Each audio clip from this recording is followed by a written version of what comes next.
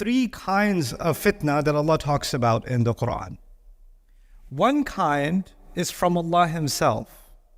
And to give you, He talks about this in many ways, but one of the ways that fitna happens in this dunya. By the way, there's a fitna in this dunya, and there's also a fitna in the akhirah. يَوْمَ هُمْ عَلَى النَّارِ يُفْتَنُونَ. The day on which they are going to be put in fitna on the fire. That's on Judgment Day. They're going to be in fitna. What does that mean? Just like the fire burns deep inside the metal and melts the impurities, that's how Allah takes the people of Jahannam and burns them deep inside. And He uses the word fitna for that on Judgment Day. But I'm not talking about akhirah. In terms of this dunya, three kinds of fitna. And the first of them is when Allah puts somebody in fitna. The easiest example of that for you to remember is what Allah says about Musa alayhi salam. When Musa alayhi salam spoke with him on the mountain, Allah told him, وَفَتَنَّاكَ فُتُونَ. We tested you multiple times. We put you in fitna multiple times. When he was born, the order was to kill all the babies. And he was, even as a baby, he was put in fitna. He was in a fitna when he was in the basket that could have drowned. He was in a fitna when he was being raised in the house of Fir'aun. He was in a fitna when he had to hide his mother's true identity. He was in a fitna when he had to escape Egypt. He was in a fitna when he couldn't go back to Egypt and when he almost died of dehydration. He was in a, all of these were fitna that he went through, all of these difficult tests that he went through. And Allah describes how Musa alayhi salam was put through fitna. So you would think Allah does this for believers, but Allah also mentions this for Fir'aun. وَلَقَدْ فَتَنَّا آلَ فِرْعَوْنَ. We put the people of Fir'aun and the lineage, the descendants of Fir'aun also in fitna. So now we're learning when Allah executes a fitna, He doesn't just do this for believers and doesn't just do this for disbelievers, it's for everybody. Anybody can be put through fitna. And that is why we find in the Quran, فِتْنَتُكْ تُصِيبُهَا مَنْ تَشَاءُ تُصِيبُ بِهَا مَنْ تَشَاءُ إِنْ هِيَ إِلَّا فِتْنَتُكْ تُصِيبُ بِهَا مَنْ تَشَاءُ. Musa alayhi salam even told Allah at one point, this is your fitna, you can strike with your fitna whoever you want. You can strike with your fitna whoever you want. So Muslims don't have a simplistic understanding of difficulties or tests or trials in this life. So we don't say, how come good people are having difficult time and how come bad people are having a good time? I don't get it. People who say that must not have studied the Quran. People who say that would not have learned لَقَدْ خَلَقْنَا الْإِنسَانَ فِي كَبَدٍ. Because Allah makes this clear from the very beginning.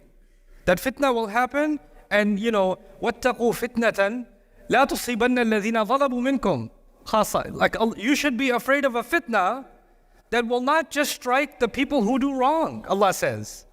So fitna doesn't just happen to people that are bad or people who do wrong. Fitna happens to everybody.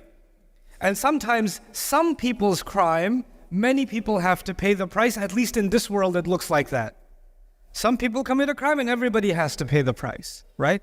And that is the nature of fitna. Allah Azza wa Jal tests fitna, creates fitna in many, many ways. And some of those fitnas seem very drastically unfair. Like recently here, I was telling the story of Yusuf alayhi salam, and what happened to Yusuf alayhi salam from the beginning of his life is unfair. His brothers, what they did to him is not his fault. So they put him in fitna. But now, one category was when Allah puts you in fitna. Okay, let's talk about the second category. The second category is when people put you in fitna.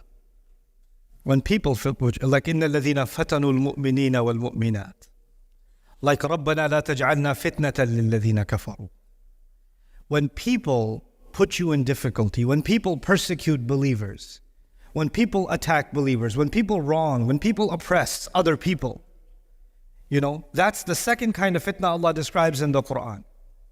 People that commit crimes against others are putting them in fitna. People that are torturing, persecuting, murdering, killing, they're putting other people in fitna. People that are abusing others are putting people in fitna. This is another category. So now there's two different categories.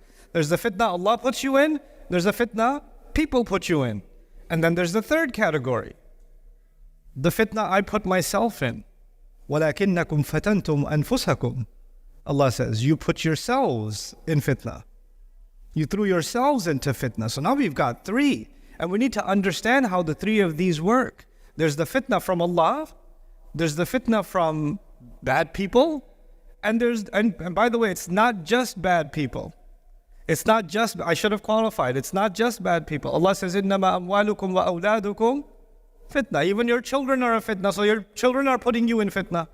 So it's not just kuffar that are putting you in fitna, the enemies of Allah that are putting you in fitna. The baby that you love, the children that you love, the daughter that you're excited to get married, get her married off, and her wedding's happening in a couple of weeks, and Allah is calling that a fitna too. Right? So fitna comes from Allah, fitna comes from people, and then fitna comes from within myself. Now what Allah describes in the Quran then is how people get, when they have weak faith, what happens to them? Whenever people put them in fitna, جَعَلَ فِتْنَةَ النَّاسِ كَعَذَابِ اللَّهِ. This person takes the fitna that people put him in. People are doing something wrong to you. People are doing something messed up. And then you convert that in your head. Why is Allah letting this happen? This must be Allah punishing me. Why is Allah punishing me? I didn't do anything. So you confuse the fitna of people with the adhab of Allah. And my objective in the next half of this khutbah is to try to properly understand what is it that Allah wants us to know about this term and how we should live our lives thinking about the trials and difficulties that we go through. Of course, everyone here knows nothing happens except by the will of Allah. So I'm going to give you a silly example. I will be a silly example. Like somebody picks up a rock outside when you leave Jum'ah, they throw it on your head. It hits your head really hard, you turn back, you're angry at them, they say, no, this is a fitna from Allah. Allah is testing you. It's not me. That's a fitna from Allah, because nothing happens except by the will of Allah. مَا أَصَابَ مِن مُصِيبَةٍ إِلَّا بِإِذْنِ اللَّهِ. No calamity strikes, no difficulty can hit anybody except if Allah wanted it to happen. So bro, I know I picked up the rock and I hurled it at you and I'm impressed with my own aim. It was a pretty good hit. But the issue is you shouldn't be taking this up with me. You should take this up with the government. You should take this up with Allah subhanahu wa ta'ala. Look, it's a matter of intelligence. Give another example to help you understand this problem. Insects, they have very small brains. Yeah? If you're messing around with an insect and you kind of take a straw and you kind of mess around with it a little bit, it starts fighting with the straw. It starts attacking the straw. Because to the insect, the source of the problem is the straw. So it attacks it. But if you take something with a little bit of a bigger brain, like a dog or a snake, and you take a stick and you mess with the snake, it's not going to attack the stick. It sees that behind the stick is somebody else. It's going to bite you. The dog is not going to bite the stick. The dog is going to bite you because it has a bigger brain. It can see, okay, the fitna is the stick, but the real fatin, the real one putting me in that situation is the one holding the stick. And we have bigger brains than dogs and snakes. So the guy's arguing, I threw a rock at you, you see me, but I'm just the stick. Behind me is the power of Allah. Allah did this, not me, so blame Allah. That's His. So this idea, and therefore, because everything happens by the will of Allah, we should blame Allah for everything bad that happens. Now to understand this problem, and first I wanted to make sure you understand the problem. Now, how do we understand the solution? What Allah has done is separated those two things. Allah allowing something to happen is not the same as Allah desiring something to happen. Allah allows many things to happen in this world that make Allah angry. Allah, in fact, gets angry in the Quran. If everything happened the way Allah wants it to happen, or the way Allah desires, by the pleasure of Allah, everything happened by the rida of Allah, then Allah should never be upset about anything, because He's the one who did all of it. But when Allah says, غَضِبَ اللَّهُ عَلَيْهِمْ, Allah got angry at them. What did the Mufassirun describe here? There's a difference between the rida of Allah, the pleasure of Allah, Allah doing something willingly, or rather not willingly, out of His desire to do something, out of His will, but rather more, He allowed it to happen. He in His wisdom decided, I will allow certain things to happen, even though He Himself is not pleased with those things. He gave human beings that freedom to do things that are displeasing to Him. He gave them that freedom. And the first time Allah did this, when He created the human beings, even the angels were confused. Why are you giving the human beings this power to do things that you don't like? Ya Allah, you don't like these things, but you're letting them do these things. How come you're letting them do them? أَتَجْعَلُ فِيهَا مَنْ يُفْسِدُ فِيهَا وَيَسْفِكُ الدِّمَاء? They couldn't understand it. And Allah Azza wa Jalla said these human beings are created for a much more complex and powerful purpose that even the angels were not yet ready to understand. Inni a'lamu ma la ta'lamun. I know something you don't know. That's what He told the angels. Now, Allah has given me the freedom to displease Him. Forget talking about anybody else. I'm not here to talk about Fir'aun or Shaitan, or I'm here to talk about myself. And every one of us should be thinking about themselves. Allah has given me the ability to disobey Him. Allah has given me the freedom to upset Him, the freedom to make Him angry, the freedom to backbite, the freedom to slander, the freedom to eat haram, the freedom to attack someone else, to hurt someone else, to steal. He's given me that freedom. He's given me the reign to do it.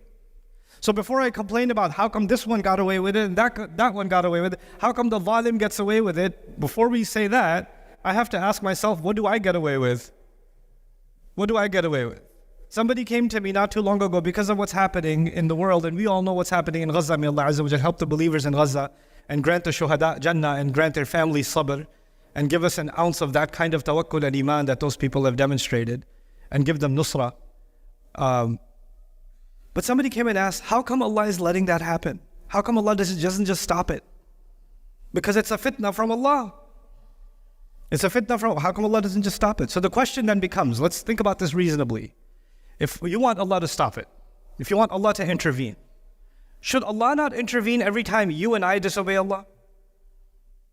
Where do you draw the line? No, if they're killing people, then Allah should stop. But if they're stealing, that's not so bad. It's okay, Allah doesn't have to intervene yet. Or if you're lying about something, then no, don't make your tongue, force your tongue to say the true thing. No, not that much control, but after some limits, Allah should just stop things. Allah put human beings on this earth, and He allowed them to be a fitnah for each other. Allah allowed them to be a fitnah for each other. And when we take the fitnah that we put each other in, human beings put each other in fitnah, and then we say, no, this is Allah's fault. Allah's the one who did this, not the people. That is what's called when you put yourself in fitnah. The third one. It is from Allah only in that Allah allowed you to be tested. Allah created a situation and allowed you to be tested to see how I'm going to do, how you're going to do. That's it.